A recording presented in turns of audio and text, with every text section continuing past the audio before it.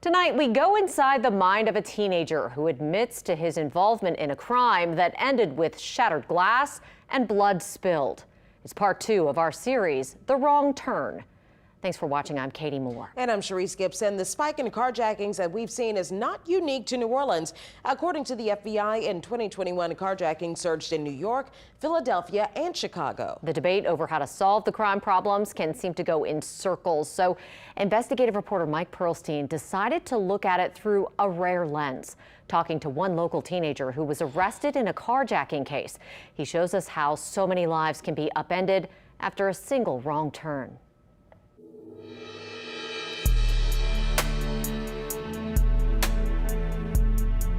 He just wanted to fit in, trying to fit in.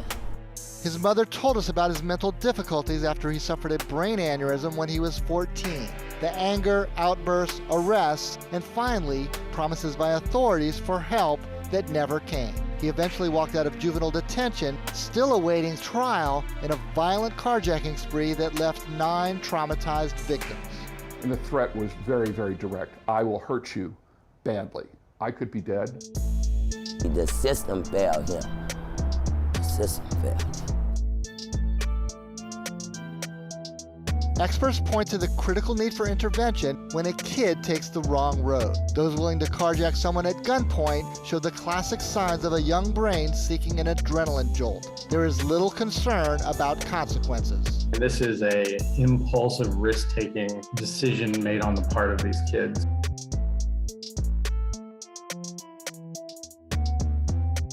This is largely peer-driven, very risky behavior on their part without any thought or concern for the person on the other end of that gun.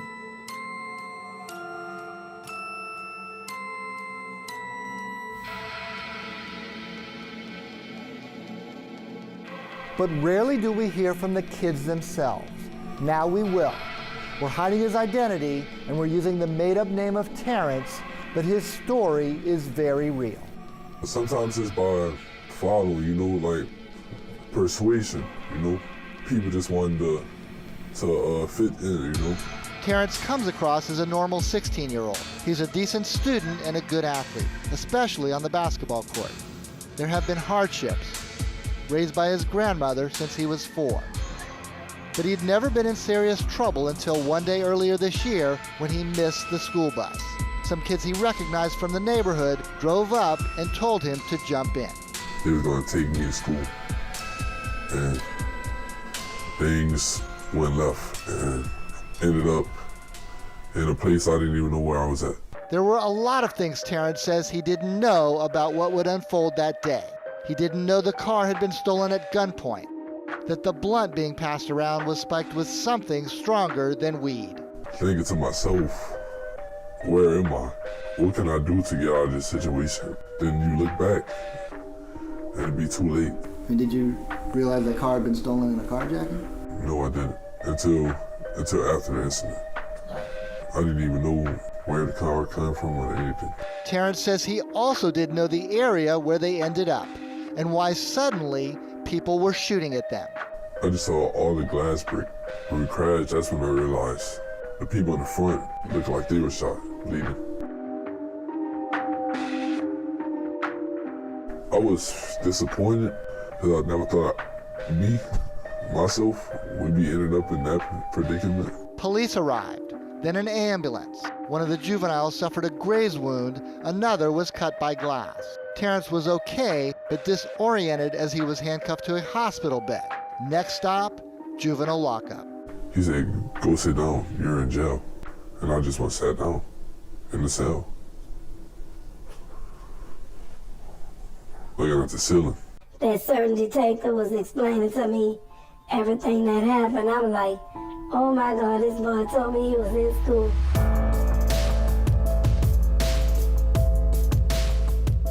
I was like, oh my God, this boy might go to jail. Because sometimes they don't care about first-time offenders no more. It's so bad that all this stuff going on, they'll make an example out of a first-time offender. The system did not make an example of Terrence. He was released to his grandmother. He cooperated and is resolving his case by accepting a charge of unauthorized use of a movable. He can put the episode behind him by staying out of trouble and completing juvenile probation. If all goes well, he can expunge his record.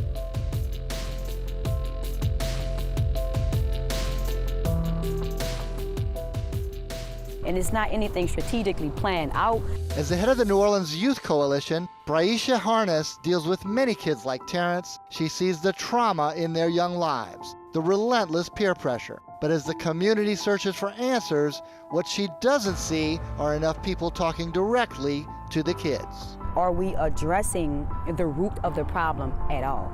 And are we interviewing and asking kids how they feel and what they need? A person who's willing to take a gun, put it in someone's face, and take their car, what's going through their head? They don't care, are willing to take that risk. That's their destiny to do those things.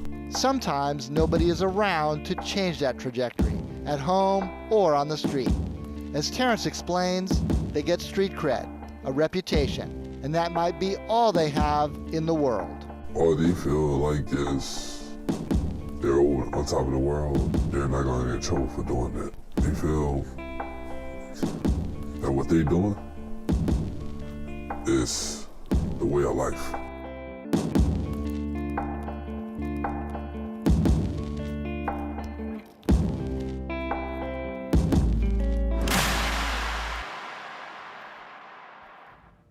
Again, that was Mike Perlstein reporting. Because juvenile court records aren't public, we have not been able to get statistics on exactly what percentage of suspects arrested for carjacking are juveniles. But officials say so far in 2022, the vast majority involve teenagers.